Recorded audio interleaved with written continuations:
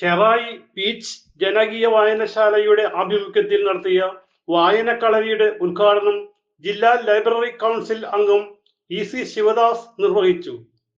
വളരെ കുറച്ച് ഒരു അറിവിനെ നാലായി പകുത്താൽ അതിലൊരു ഭാഗമാണ് സ്കൂളുകളിൽ ക്ലാസ് മുറികളിൽ നിന്ന് കിട്ടുന്നത്. ഒരു ഭാഗം എന്നത് അവൻ ജീവിക്കുന്ന സമൂഹത്തിൽ നിന്ന് കാലക്രമേണ കിട്ടുന്ന അറിവുകളാണ്. മറ്റൊരു ഭാഗം അവന്റെ കൂട്ടുകാരിൽ നിന്ന് കിട്ടുന്ന അറിവുകളാണ്. ഒരറിവിനെ നാലായി പകുത്തു കഴിയുമ്പോൾ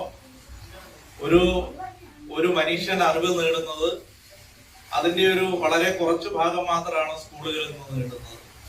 അതാണ് ഈ നീതിസാരത്തിലൊക്കെ പറയും, ആചാര്യൽ പാദമാദത്തെ പാദം ശിഷ്യ സ്വമേധയ പാദം സംബ്രഹ്മചാരിപ പാദം കാലക്രമേണയെന്നാണ്. എന്നുവെച്ചാൽ ആചാര്യനിൽ നിന്ന് അധ്യാപകരിൽ നിന്ന് കിട്ടുന്നത് അറിവിന്റെ വളരെ കുറഞ്ഞ ഒരു ഭാഗമാണ്, കാൽഭാഗമാണ്. പിന്നെ ശിഷ്യൻ സ്വയം, ആ ഒരു മനുഷ്യൻ സ്വയം കുറെ കാര്യങ്ങൾ പഠിക്കാൻ ശ്രമിച്ച് അവൻ പഠിക്കുന്ന കാര്യങ്ങൾ കുറച്ച് കൂട്ടുകാരിൽ നിന്ന് കിട്ടും, കുറച്ച് കാലക്രമേണ പഠിക്കുന്നത്. അപ്പോ ഈ അറിവിന്റെ ഒരു ഭാഗം എന്നത് നിർവഹിക്കുന്ന ഒരു കേന്ദ്രമാണ് വായനശാലകൾ. വായനശാല പ്രസിഡന്റ് KB രാജീവ് അധ്യക്ഷനായി. നമ്മൾ കണ്ണുകൊണ്ട് കാണുന്നു, ചിന്തിക്കുന്നു, തലച്ചോറ് വർക്ക് ചെയ്യുന്നു. ഇപ്പൊ മൊബൈൽ എടുത്ത് തോണ്ടി ഓരോ റീൽസും കണ്ട് അങ്ങോട്ട് പോകുന്നുണ്ട് പിള്ളേർക്ക്. അത് മാത്രമാണ് ഇപ്പോൾ ഒരു ഇത്.